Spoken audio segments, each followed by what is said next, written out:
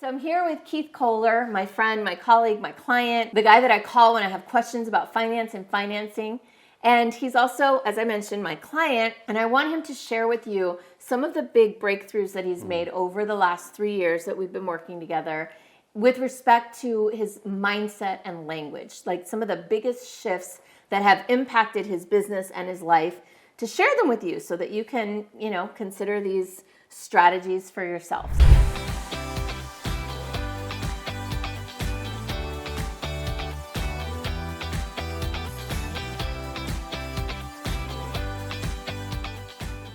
So Keith, what is the biggest breakthrough?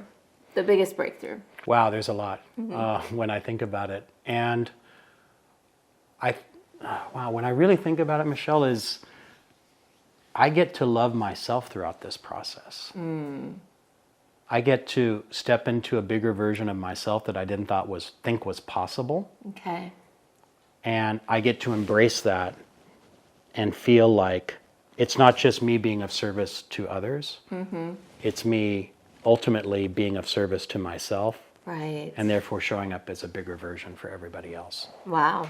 And that was the biggest breakthrough we had recently. That was a big breakthrough recently. Yes. I can also think of one that was earlier on, kind of set the foundation for this, was the realization that you didn't have to do it all by yourself. Yeah, that was huge. That was huge. Tell me a little about that.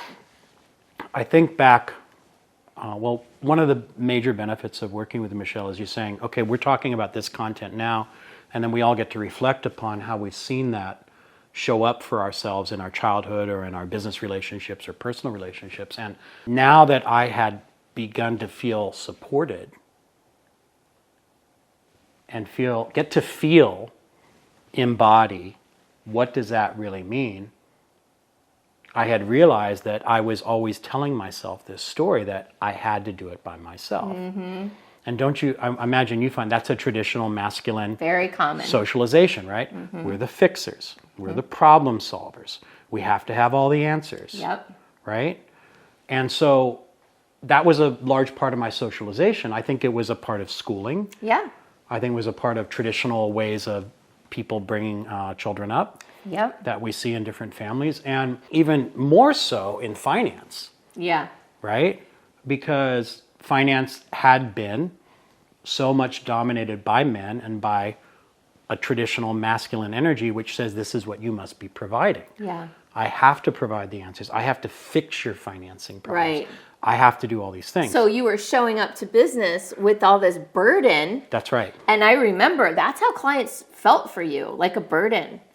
Is that a fair statement? They absolutely can. And worse than that for me is because I thought I had to have all the answers and be able to solve all the problems, I was plagued by, I'm a fraud. Right, the imposter syndrome. The imposter syndrome, absolutely. Only until I get to that perfect 100% end-to-end knowledge of finance would I be able to be truly call myself financing man. Which is totally impossible, never going to happen. And it's absolute bullshit. We all know that. I mean, we cannot live in that. And now that I realize the journey I've been on, I only wish I had contacted you sooner to start on this process. But that's it. It's just knowing that you don't have to have all the answers. And often, don't you find, just by saying to a client, like, I didn't know how to say, I don't have that answer, but I know I can get the answer for you. Right. I couldn't say that 5 years ago. Well, and don't you think that, looking back, that probably eroded trust with clients? Because what do you do if you're not willing to admit that you don't know something? You fake it. That's right. Or something, right? Or you bluster through it. And that, even if it's just subconscious, that erodes trust. Now you've got the level of confidence. Yes. So it takes confidence to be able to say, you know what? I actually don't know. Let me go find that out for you. I have all the people, you can have confidence while still not knowing the answer to a specific question. Absolutely true. And fortunately, I have the network in place, the resources that I developed over all these years so that I am truly one call away from all the answers I need to support people. Okay, so let's talk about this other thing that I've witnessed in you, a big shift, is this idea that we talk about in my influencer circle about not freezing or fixing people in a specific way of being, or even freezing or fixing yourself. What does that mean? Well, what it looked like for me Yeah. is, so when I remember being in your retreat. So this is before you signed up? Before I signed up. So this is October 2019. And here I see Michelle leading the group. And for the first time, I hear the word witness. Oh, yeah, that's right. Witnessing. Yeah, witness. That's a thing we do. Yeah, what do you mean? Witness can be a verb? Not a witness, but Not be a verb, witness, but yeah. I had never heard witness used as a verb. Oh, wow.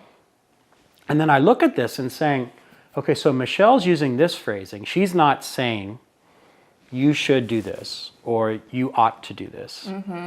And you're not, and you hear someone say something and you're not trying to fix them. You're not trying to make you comfortable or them comfortable. You're simply saying, this is...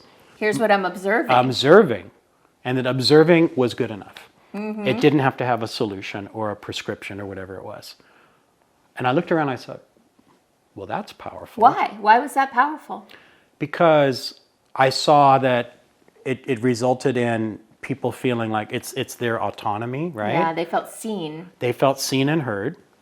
And it feels like, okay, now they can make the solution happen for themselves, knowing they have the support of you and the others in the room. And that was super powerful. Right. Because I witnessed the transformations that results in. Yeah.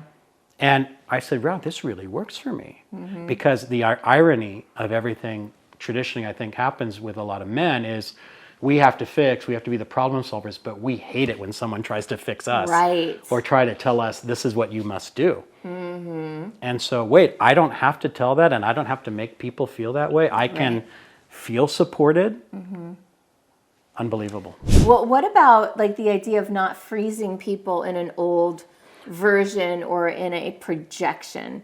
Do you remember anything about that transformation? About how, for example, maybe there were old clients that you were had a certain relationship with, like letting people evolve and change and grow? Has that been a part of your journey at all? Yeah, absolutely. Because when you think of these last 3 years, is the way I show up for clients now is a very different me than 3 years ago. And I determined that I could judge myself and my effectiveness with my clients in 3 ways. I call it ESG. Okay. Guess what the E is? Any ideas? Excellence? No. What? Empathy. Empathy. Oh, Empathy. That's new. I decided that leading with empathy, first of all, it was always me. Yeah, that's who you are. And then I allowed myself to be that guy. And secondly, it was a way of disrupting finance. Yeah. That I felt that could be really significant and be a big differentiator. Yeah. So it is partly strategic. Yeah. Or it has a strategic result. Yeah. But this is the authentic me. Right. Leading with the empathy, meeting people where they are. Right. And then the other two, yes, are my strategies effective? Yeah. Do they result in a great financing or mindset outcome? And is it about growth? Right. Am I ultimately helping them with their business and their personal growth? So what I'm witnessing in that is a big part of your transformation has been in aligning Yes. how you show up as a leader with Yes. who you really are as a human Right. and have always been. And I was afraid to be who I was. Yeah. I was afraid because I thought I had to be financing in that traditional sense of financing. Yeah. Completely masculine energy, perhaps cold, unreachable. I have the knowledge you don't, and I'm never going to give it to you. So one thing that I'm noticing right here, right now, is a big shift from 3 years ago, and you've alluded to it, is your language has Absolutely. completely changed. How has that, how have you changed your language, and what kind of an impact has that had? I remember, Michelle, several instances where, particularly in the beginning when I was first part of the IC, which was in early 2020, and then the pandemic was coming on, That's right. And I recall you having a conversation in the IC calls, which we have every week, which is a huge benefit, where you were talking about this topic about language. And again, I had found myself in finance saying things like, you should do this type of program, or you must. Those really one-way conversations where, again, I have the knowledge, you don't. I have to tell you what to do in order for you to get the outcome you want. And here I am for the first time hearing in our setting, well, wait a minute, what if you flipped should to could? What if you just, it's an invitation? An invitation, because should is limiting, right? Yeah. It feels very finite. Yeah. Could opens up all the possibilities and puts the opportunity back into each of us to say, we're autonomous, we can make the best decisions for ourselves. And that really felt very powerful to me because I do a lot of intuitive work myself. So now could is in line with intuition, I think, and finding the right answers from within, and realizing that my job is not to tell people what to do, but to bring out what they already have inside of them, what they know to be true. Right. And I get to guide them with other specific recommendations. But no more prescriptive, no more the traditional finance person you see shaking their hand, you have to do this, you're denied, you're approved. Right. Total garbage. Feels much more inclusive. It's inclusive. And so it's collaborative, and then we together find the solution. Beautiful. All right, the last thing I want to ask you about is, I noticed that you in your own life, and now you're doing this with your clients, is you're really focusing on shifting from a scarcity mindset to an abundance mindset. Can you share a little bit about that? Yeah, absolutely. And there's, again, terminology I learned with you. And it all started when I had first talked about finance within our group and asking people, what do you think about when you think about finance? And I'm getting words like judgment, or this is hard, or I can't do it. Right, I'm not good at numbers. I'm not good at numbers. It makes me feel bad. And then I'm hearing this and I'm wondering, what is this really all about? Come on, numbers, it's nothing to do with that. And then the further I dug and the more I had conversations with everyone in our group, all of whom were unbelievably supportive and willing to have these conversations with me, that's where I learned about money stories. That's where I started hearing the idea of a scarcity mindset. Yeah. So I ran with it. And I realized that out in the finance world, a lot of this was being talked about in personal finance. Right. And yet no one was talking about it in business finance. And I said, great, this is mine. I'm going to go for it.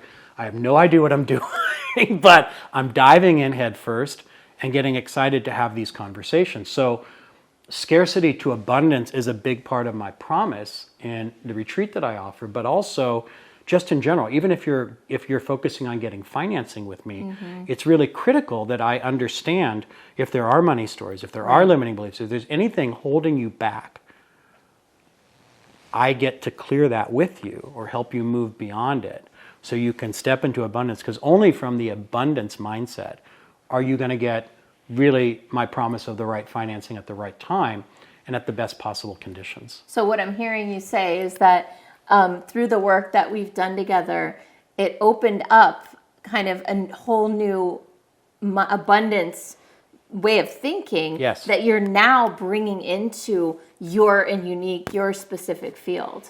And for me, myself. And for you yourself. Absolutely for me, myself. I went on this journey creating it for others, and I dragged myself, well, not dragged, I went along for the ride you too. Actually led yourself first, and then from that place of leadership, you started to... Because I finally realized it. I knew something was going on, and what Michelle provided for me and the members of the IC is context. Yeah. Right? And here's this laboratory where I can test ideas. Yeah.